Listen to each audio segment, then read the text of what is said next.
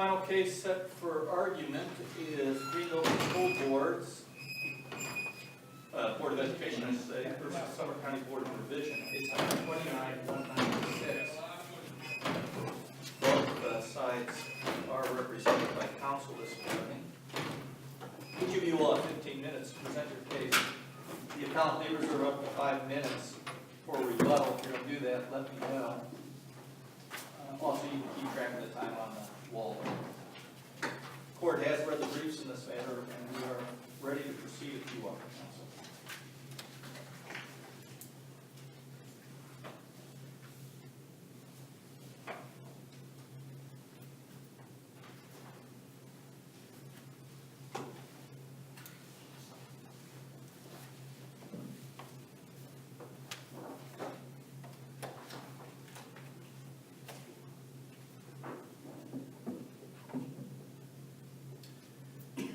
Thank you, Your Honor. May it please the court, my name is Matthew Yakshaw. I am the attorney that represents the appellants who are Stan and Tiffany Manolakis, who are the people that purchase, own, and live in the home, which is the subject matter of this case. I would like to reserve 2 minutes for my reply to counsel's argument. The essence of this dispute is what is the value that should be used for real estate tax purposes here.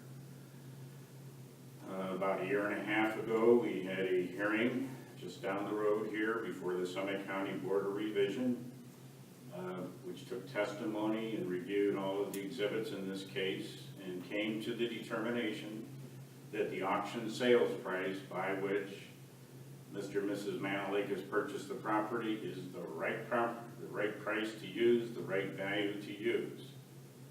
So we have, on the one hand, I'll call it a taxpayer victory, and then away we went to the Court of Appeals, filed by, not by the Summit County Board of Revision or the Summit County Auditor or any Summit County official, filed by the Green School District.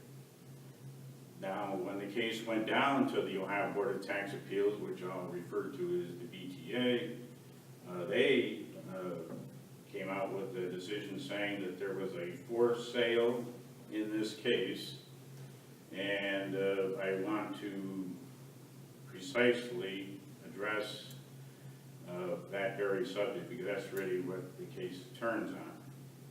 It is the taxpayer's position that there is simply no reliable and probative evidence to support the BTA's decision. And when there is no evidence to support the BTA's finding of a forced sale, the case law is pretty clear that the BTA's ruling should be set aside, which presumably would restore our local Board of Revision's decision here in favor of the taxpayer. So let's look at the BTA decision, because we know that the BOR decision was pro-taxpayer.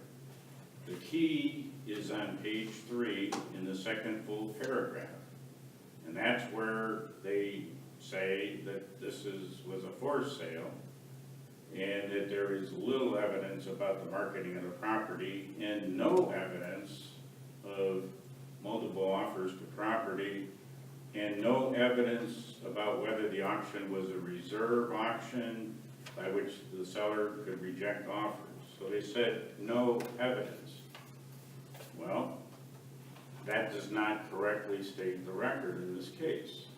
You can't say there is no evidence when there in fact is evidence. There's not only the testimony of Stan Manolakis, but perhaps more importantly, we actually have before the court the agreements, the paperwork that document the transaction which occurred here. And what those documents show, without, there's no contrary evidence, is that it shows that the property was listed for sale for years prior to foreclosure. After the foreclosure, and we're not in any way hanging our hat on the foreclosure, it was listed again with the multiple listing service, MLS, at a drastically reduced price. That's shown in exhibits 1, 4, and 5. And then it finally went to an auction that was promoted by signage and on the internet, so you can't get better than the internet. Who buys real estate that doesn't go online and research it? The auction was available for anyone to bid and buy, and Mrs. Manolakis submitted a bid. The most critical fact here, by all the case law, from not only the Supreme Court, but other courts of appeal, is that the seller was under no obligation to accept the bid. We know that not only from testimony, but the actual documents themselves. So if you look at Plaintiff's Exhibit 1, the very first page, it's an unnumbered page, but it's the first page that has a sticker on it. It says right there that there's no binding contract between the parties, and the seller has no obligation to move forward until they sign it, and now they've accepted it. In addition, if we move through the document, the very next page shows who is the listing broker. They deny the property was listed. The page 1, which is actually the third page, which is the first page of the purchase sale agreement, it says, even if you have a signed contract, at all times, even if there's a binding contract, seller reserves the right to continue to market the property for sale. Of course, because they want to try and get more money. If they can get more money from somebody, then that's the end of Mr. and Mrs. Manolakis' deal. So they could, even when they have the signed deal, we have a seller that can go elsewhere. And was all that information about the nature of the auction and the property owner's rights in the actual record? Yes, it is, Your Honor. I'm actually referring to what was filed in this court. Okay. You know, of course, it starts with Summit County Board of Revision, then they ship it down to the BTA, and then the BTA ship it up here. So it's right there in those documents. Well, I just was wondering because it was a little confusing when the BTA talked about that certain documents were introduced at the Board of Revision and were, contained in the appendix for the BTA appeal. No evidence was submitted and they didn't consider it. Judge, I would say, and I'm trying to be as nice and charitable as possible, they have cases from all of the counties of Ohio, real estate cases. They have lots of stuff going on down there. I'll give them the benefit of the doubt that it was an oversight on their part when they wrote that. So I'm not in any way suggesting that somebody was purposely trying to say something that is not true in a decision. I'm just saying, hey, it's in the record. It was in the record at the beginning, down at the BTA. It's in this court's record. So there's the document. So I hope I have answered your question. Then we go on to the very next page where the contract in paragraph 1.1 says the seller has to sign there before you have a contract that's enforceable. Then in paragraph 1.3 it says the seller can continue to offer the property for sale in paragraph 1.3. Then we go back to page 13 in paragraph 12.3. The seller can cancel at any time, of course, up till when it actually closes.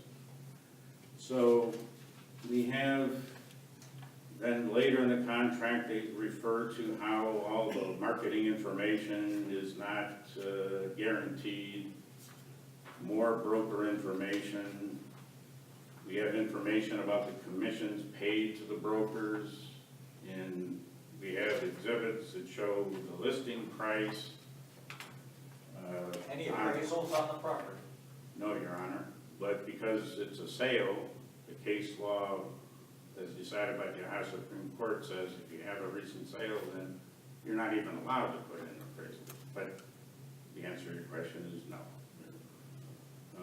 So we have all this information, not just from the mouth of Mr. Manolakis, but right there, all this paperwork, which was like I said, I'll just say it was overlooked, apparently by the BTA.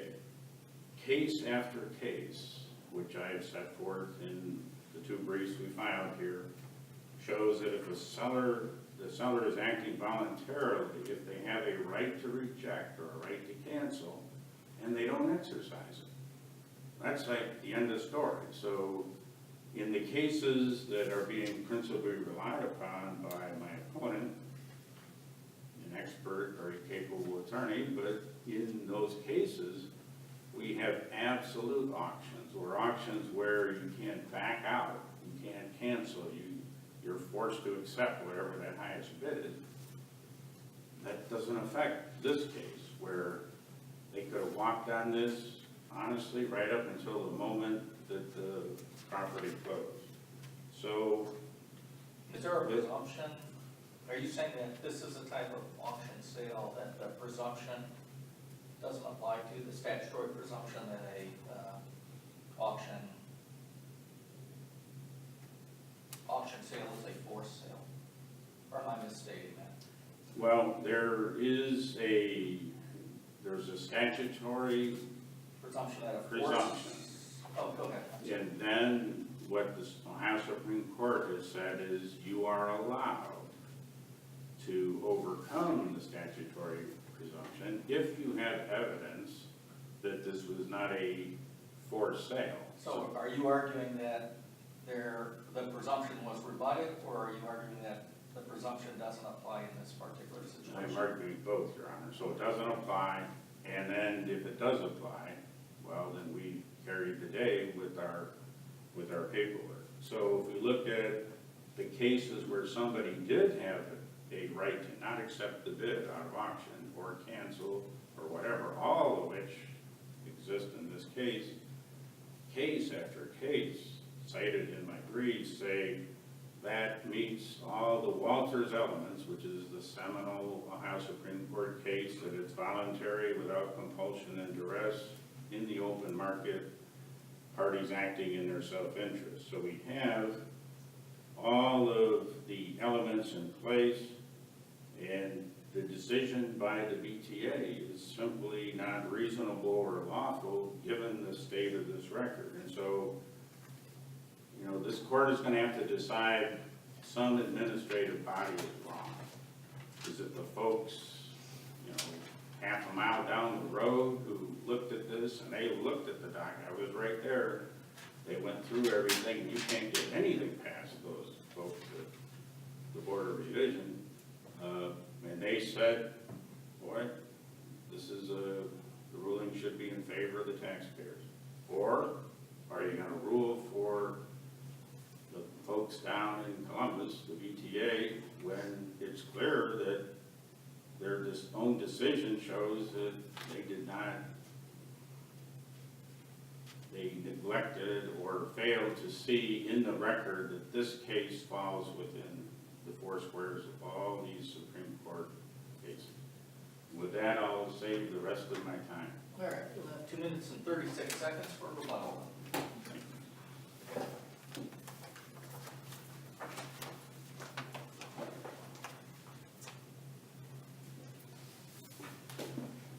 Good afternoon. Robert Morrow on behalf of the appellee, the Green Local School District Board of Education. Like Mr. Yaxhaw, I was in attendance at the hearing before the Board of Revision, and unlike what Mr. Yaxhaw wants to discuss, I was present, and the testimony in that hearing falls far short of overcoming a presumption that this particular family purchased this property in anything other than an auction, a forced sale under the statute. And there's no testimony, literally no testimony that would suggest or even start to describe any marketing efforts that may have been made by the lender who had bought this property at a sheriff's sale in July of 2015. What did they do before placing this on the Hubzu online auction? And it was picked up. I think the facts in this case are really not in dispute.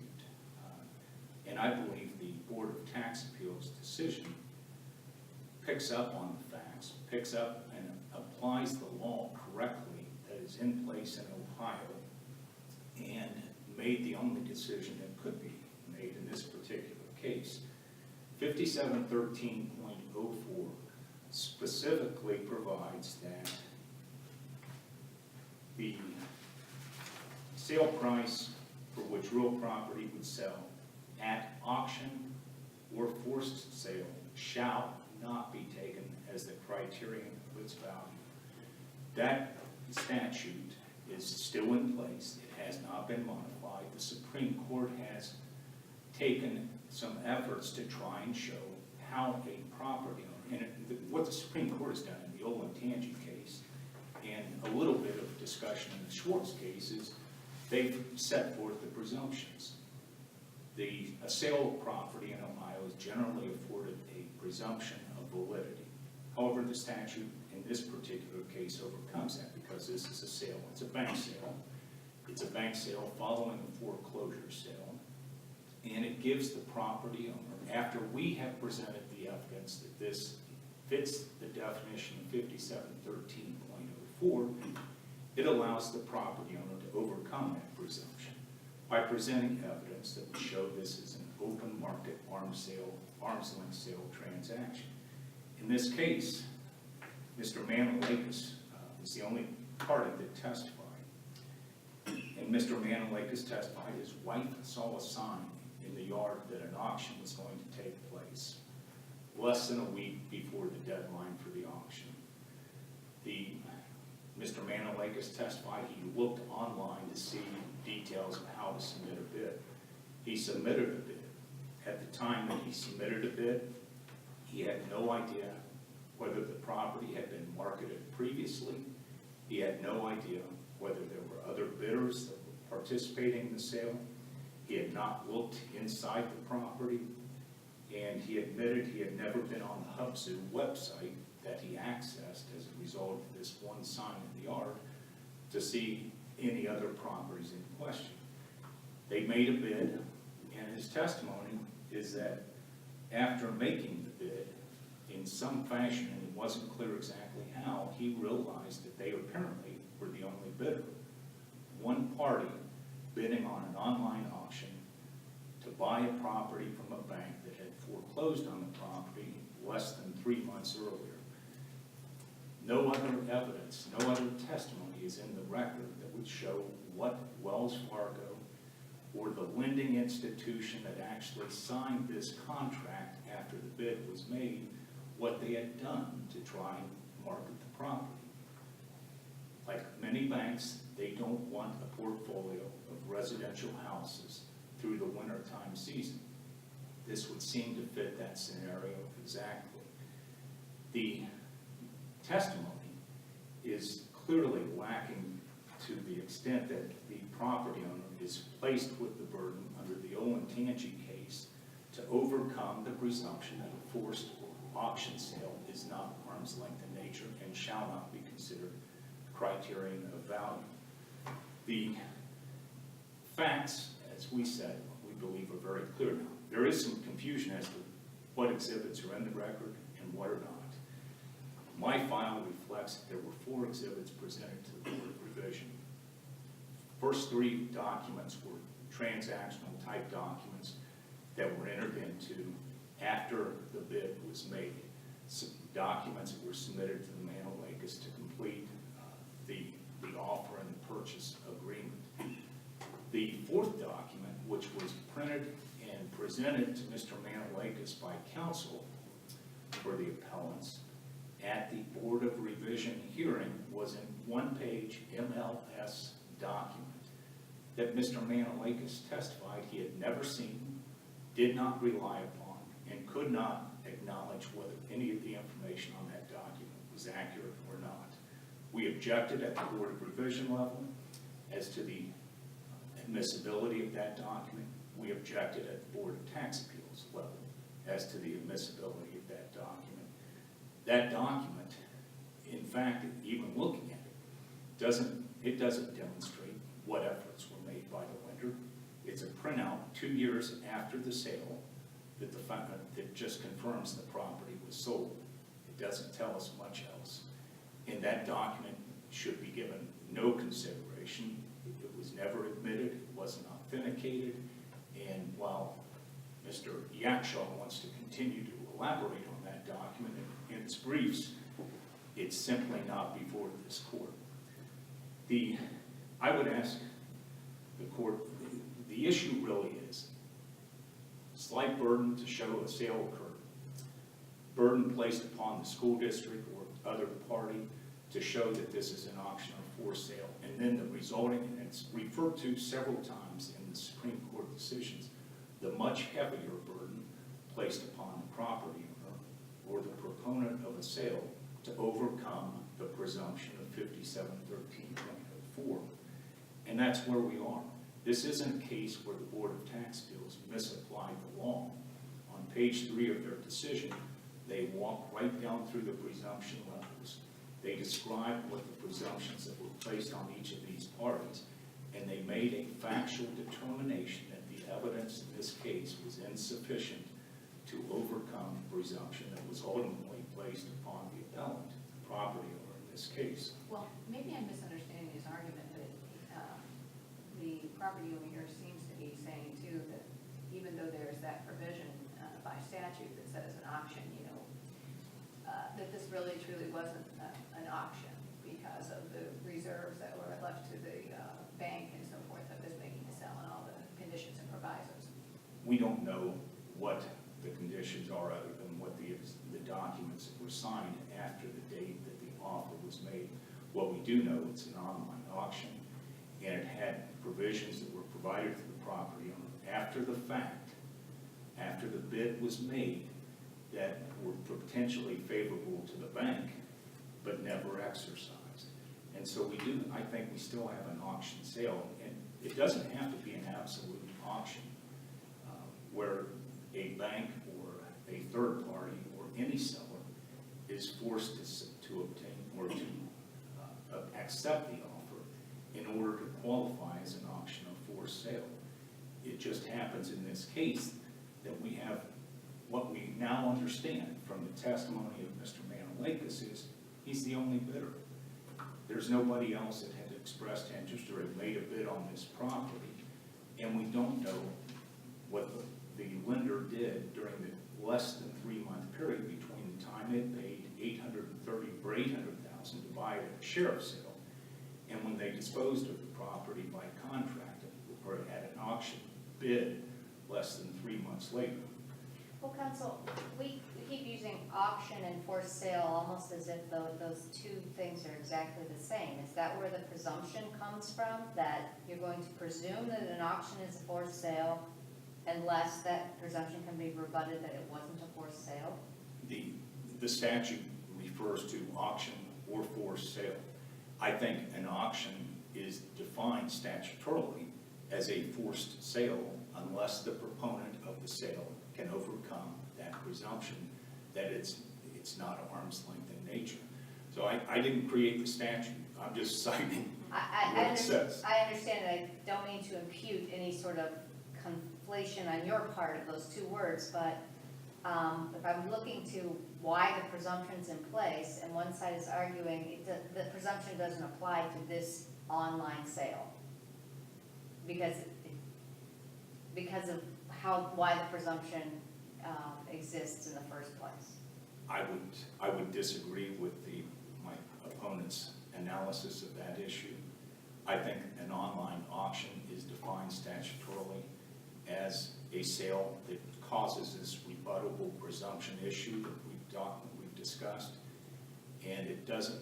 This isn't a situation where it's a sheriff's sale and highest bidder, but even in a sheriff's sale, if it doesn't obtain a 2/3 bid or whatever the 2/3 of the minimum bid is, the proponent in that situation doesn't have to follow through on the sale. It's the fact that it's done outside of the normal course of the way real estate is typically bought and sold that creates the presumption and then reverses the presumption as a result thereof.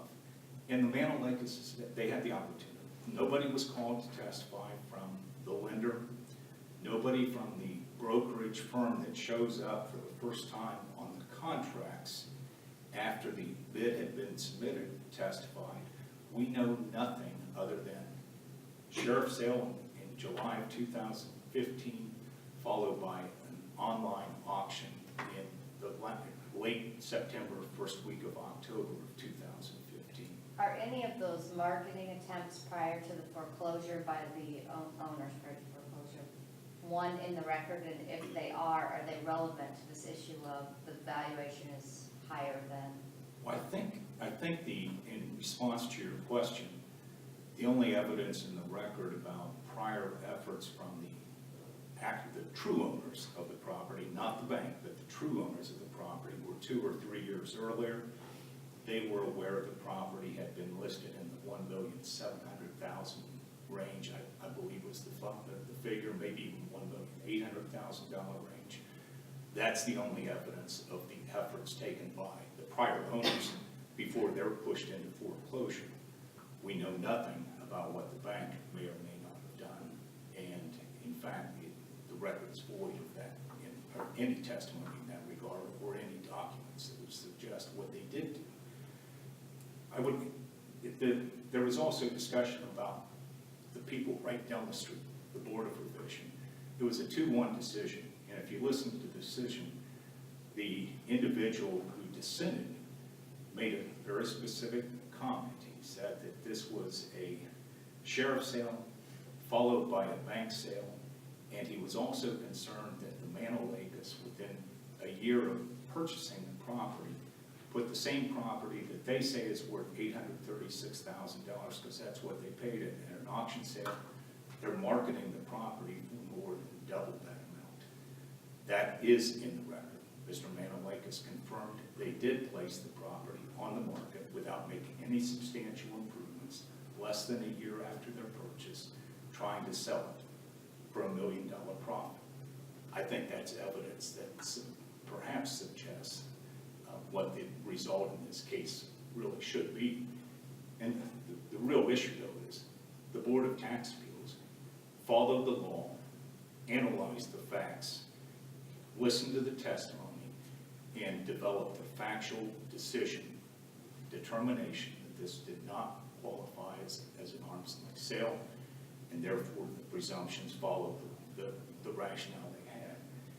Did it not qualify because the bank was a motivated seller as opposed to I'm trying to wrap my head around the difference between online auction not being the normal way things are sold and just being a different way to sell now, and wrap my head around forced sale versus motivated seller.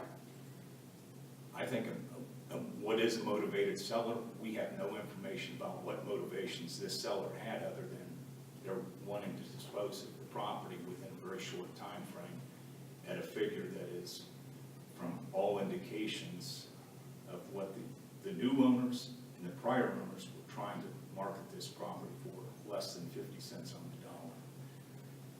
I would point out the law in Ohio on decisions in the Court of Appeals analysis and the Supreme Court's analysis on factual determinations made by the Board of Tax Appeals is that they should be upheld as long as they are supported by reliable and probative evidence.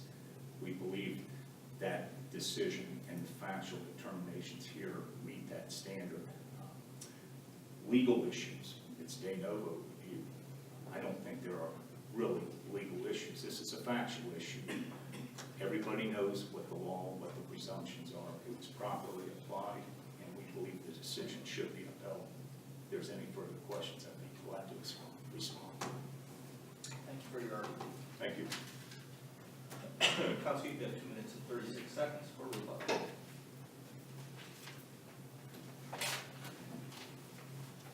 Thank you, Your Honor. I'm going to focus just on the rebuttal.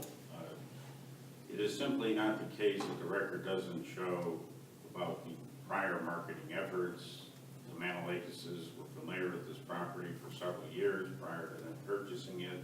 They saw that it had been listed for sale at obviously an absurdly high amount of money for several years, and the property didn't sell, and then eventually, sadly, it went into foreclosure, and they ended up buying it the second time out of foreclosure.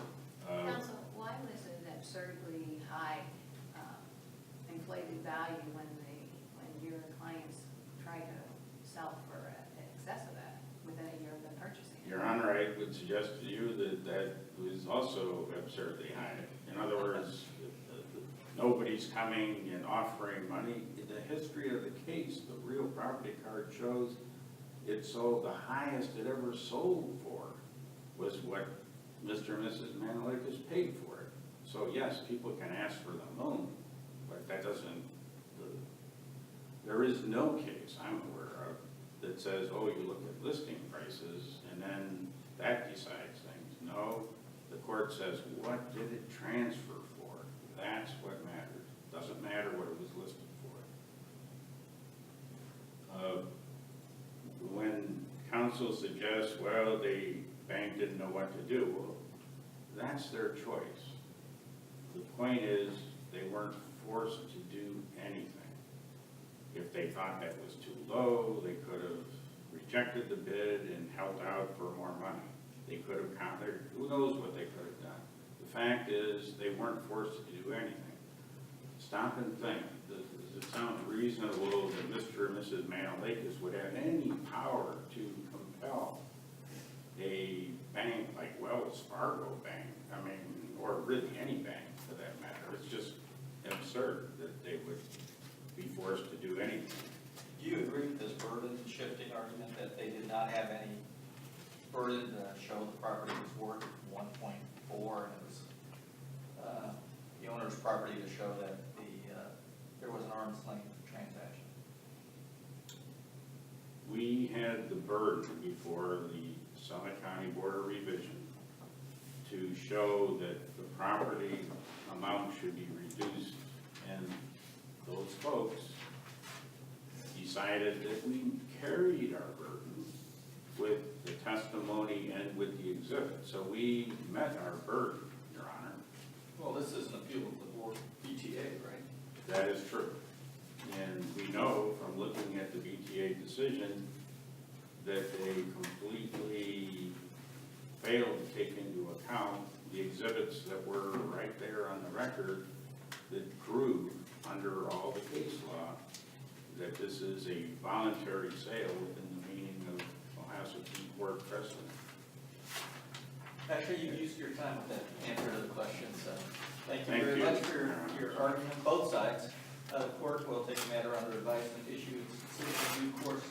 The clerk will certainly mail you both a copy of the decision on the day it's released. You can also keep an eye out at the Ohio Supreme Court's website where the decisions are also posted. Thank you both for your arguments today. Thank you. The